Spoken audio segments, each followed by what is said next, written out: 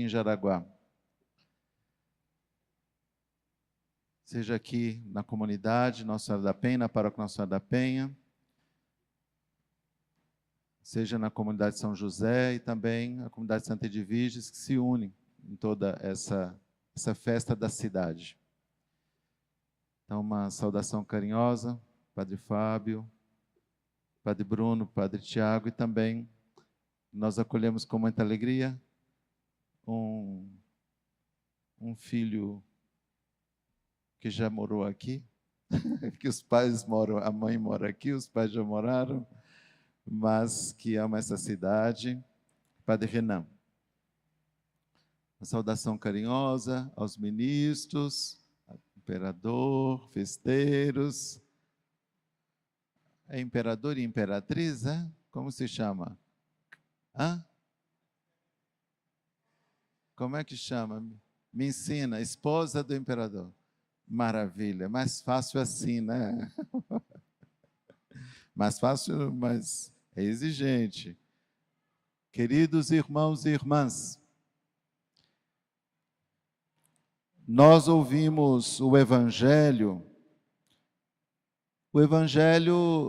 da ressurreição do Senhor.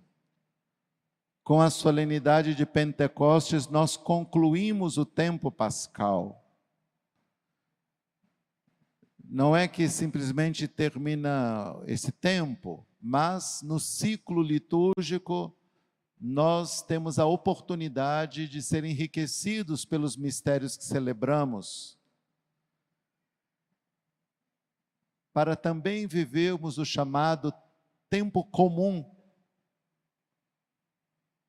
Esse tempo onde o dom do Senhor, crucificado, morto e ressuscitado, como que se enraiza, fecunda a nossa vida, faz referência ao nosso cotidiano. É importante termos as festas, celebrarmos a Páscoa e chegarmos a esse pleno dom que o Senhor nos mereceu, o dom do Espírito Santo vindo do alto, cumprindo a promessa do Pai. Jesus disse que era do interesse dos discípulos que ele partisse, imaginem, que era do interesse dos discípulos, era do interesse da igreja, que ele partisse pela paixão, morte, ressurreição e a sua ascensão, que celebramos no domingo passado. Porque assim poderia ser dado o Paráclito, um outro advogado, um outro defensor, que nos ensinaria tudo e faria ainda coisas maiores do que ele realizou. E hoje nós celebramos esse dom do Espírito Santo na igreja no mundo inteiro, a partir desta noite e amanhã, o domingo de Pentecostes. Celebramos com os corações em festa, verdadeiramente em festa. Porque o Espírito Santo nos dá a graça de conhecer Jesus. Sem o Espírito Santo nós não teríamos as Escrituras. E se ainda a tivéssemos sem o Espírito Santo, instruindo os nossos corações, antecipando-se, chegando adiantado, iluminando nossas mentes, nós não acolheríamos, não entenderíamos a revelação do nosso Deus. Não seríamos capazes de conhecer Jesus, saberíamos sobre Jesus, sobre sua história, sobre o que fez, mas não o acolheríamos como nosso Salvador. Não seríamos capazes de aderir a Jesus. Não poderíamos dizer que Jesus é Senhor, como nós ouvimos de Paulo na segunda leitura na carta aos Coríntios. Ninguém pode dizer que Jesus é o Senhor, a não ser pelo Espírito Santo. Coisa séria. De que nos adiantaria ganhar o mundo inteiro. Se em outros tempos diríamos, com todo o ouro e com toda a prata, talvez hoje disséssemos, com todas as terras raras e toda a tecnologia, de que adiantaria? Se não fôssemos discípulos de nosso Senhor Jesus Cristo, se não o conhecêssemos, se não fôssemos capazes de abrir o coração, a nossa mente iluminada pelo Espírito e os nossos corações desejosos de acolher o seu perdão, a força do seu sangue, o poder do seu sangue derramado, perdoando os nossos pecados e abrindo-nos o caminho do amor. Sem o amor, poderíamos nos comunicar, fazer barulho, acessar a internet e produzir conteúdos, mas sem o amor seríamos como o sino badalando, fazendo barulho, mas sem mensagem alguma, sem comunicação que transforma as vidas dos outros e a nós mesmos. A solenidade de Pentecostes é também, não somente, mas é também uma solenidade da comunicação de Deus. Sendo Jesus o Verbo de Deus, é o Espírito que nos habilita a acolher a revelação de Deus, a acolher Jesus, a acolher a palavra, a acolher o Verbo encarnado no seio da Virgem Maria. É o Espírito Santo que nos dá a graça da ciência de Deus, iluminando nossa inteligência. Mas em Pentecostes, o Espírito Santo também nos dá a graça de comunicar o indizível, o que nós não somos capazes de comunicar simplesmente pela natureza humana. Assim, nós ouvimos de nosso Senhor Jesus Cristo esse envio.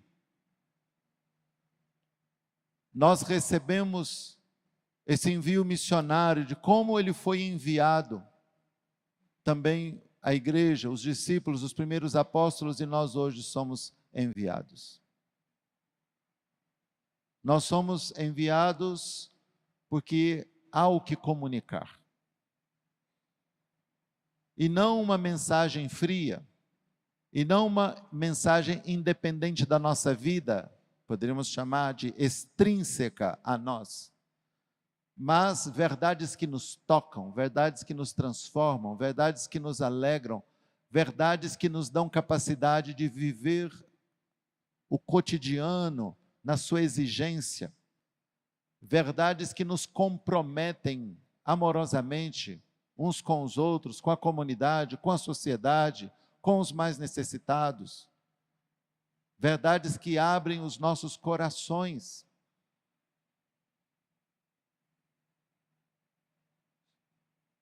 Nos fortalecem ao ponto de podermos viver exigências do Evangelho, perseverar com fortaleza no meio das oposições que porventura surjam por causa do seguimento de nosso Senhor Jesus Cristo, por causa de sua doutrina, da verdade do seu Evangelho, do compromisso uns com os outros. Tudo isso graças ao Espírito Santo.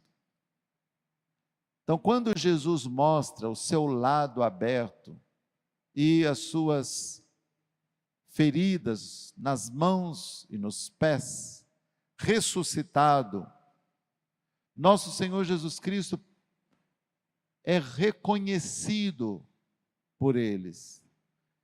Comunica-lhes o dom da paz, mas imediatamente lhes dá a graça da missão, a graça de se comunicarem esse mistério, de oferecerem a outros o conhecimento dessas verdades que transformam corações. Não se trata só de um feito intelectual, não é uma verdade simplesmente que toca a razão, mas que alcança a razão e, a partir da adesão da vontade, abre os corações e transforma vidas, transforma atitudes. É por isso que nesse dia, nessa solenidade, a igreja diz: vem Espírito Santo. Porque nós estamos precisando desse dom, de uma profunda comunhão com o mistério do crucificado ressuscitado. Precisamos dessa comunhão renovada na nossa vida e na perseverança, no cotidiano. Porque nós vivemos novos desafios. E desafios ligados à comunicação. Na segunda-feira próxima, o Papa Leão lança a sua primeira encíclica. E ele vai nos falar sobre a inteligência artificial e a dignidade humana. Tempos de uma revolução da informação. E a igreja é perita em comunicação, talvez não perita em técnica de comunicação, mas ela é perita em comunicação porque ela acolhe a comunicação de Deus. E porque acolhe o que Deus revela sobre si e sobre o ser humano e sobre os seus desígnios, a igreja conhece mais do que a inteligência, segundo a natureza, é capaz de reconhecer. Sobre o ser humano. Conhecendo Jesus Cristo, nós conhecemos a plenitude da condição humana. E conhecendo a vida de Jesus e a sua morte, nós encontramos o sentido da existência humana. E o sentido da existência humana é comunicável pela graça do Espírito Santo.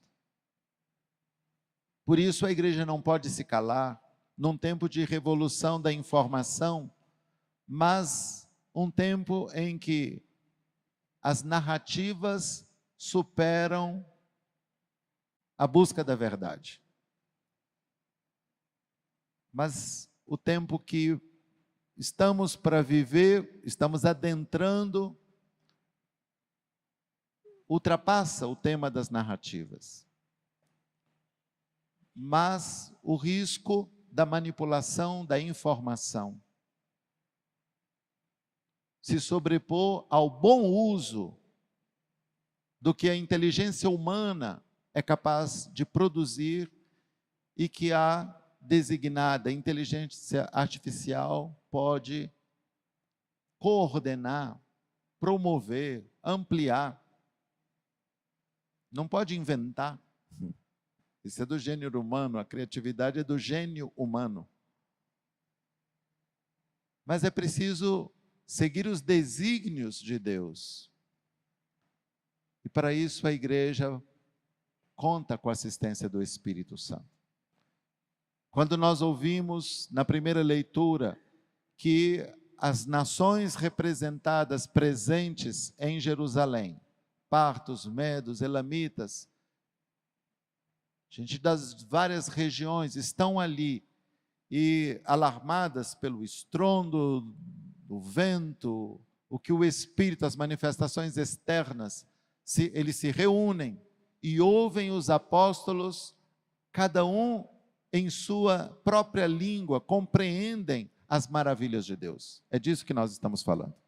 O Espírito Santo é capaz de dar à igreja a comunicação que toca o coração humano e faz compreender os desígnios de Deus, conhecer o próprio Deus, o poder das suas chagas e, a partir da certeza do seu amor pela humanidade, deixar-se conduzir pelo Evangelho de Jesus Cristo, inteligentemente acolhido, relacionando-se com a técnica, a ciência, não excluindo. A igreja não tem receio e rejeição em relação à ciência e à técnica, mas a igreja tem o privilégio do conhecimento do ser humano e das relações humanas e pode iluminar, por graça do Espírito Santo, com sua doutrina social, as escolhas que hão de ser feitas a partir dessa revolução que alcança a humanidade no mundo inteiro. Talvez seja um tema complexo. Nós vamos ler a carta do Papa, o que ele vai lançar na segunda-feira. Hoje é tão fácil, não é? Dá um clique no site do Vaticano, recebe por alguma rede social e já pode ler. Há poucos anos atrás, precisava ir na livraria comprar o livro, né? E muitos nem sabiam, o Papa escreveu algo, mas como que eu vou ter acesso? E absorver aquilo que está na medida de cada um de nós, particularmente a comunidade educativa, os professores do ensino médio, os professores do ensino fundamental, os professores do ensino universitário, os técnicos, todos nós, os profissionais de comunicação, né? Todos os que trabalham com as redes sociais, somos chamados a nos deixar guiar pela palavra da igreja, pela palavra do Papa, que vai nos dar fundamentos éticos, princípios para que uma revolução seja a favor da fraternidade, a favor da comunhão, a favor dos que ninguém se recorda. A igreja não pode esquecer desses, porque Deus não os esquece. Queridos irmãos e irmãs, que o Evangelho de nosso Senhor Jesus Cristo permeie todas as realidades da nossa existência, do nosso trabalho, da nossa reflexão, e cada vez mais, na docilidade ao Espírito, saibamos acolher as verdades divinas, a verdade sobre a condição humana, sobre os nossos relacionamentos, sobre o trabalho, sobre o estudo, sobre a vida em comunidade, a vida em família, tão importante. E que o Espírito Santo nos dê a graça de deixarmos-nos moldar pelo Evangelho e de comunicar alegremente, pelo nosso testemunho e por nossas palavras, essas verdades, no nosso cotidiano. Todos os dias, nós temos um mandato do Senhor a viver, de ir por todo o mundo. E do modo como ele foi enviado, levar a boa nova ao mundo inteiro. Esse mundo inteiro é o vizinho que você encontra, é a pessoa com a qual você se relaciona no trabalho, é aquele que você serve nos ambientes públicos, são aqueles com os quais conversamos nas redes sociais. Esse é o mundo inteiro. Se cada um de nós se deixa guiar pelo Espírito, o Espírito continua a grande missão de nosso Senhor Jesus Cristo na igreja e pela igreja no mundo. Insistamos para que o Espírito nos assista, nos inflame os nossos corações, nos dê a força do testemunho e a coragem da palavra e da palavra acertada todos os dias da nossa vida, cada um dos dias da nossa vida. Por isso, rezemos juntos. Vinde, Espírito Santo, enchei os corações dos vossos fiéis e acendei neles o fogo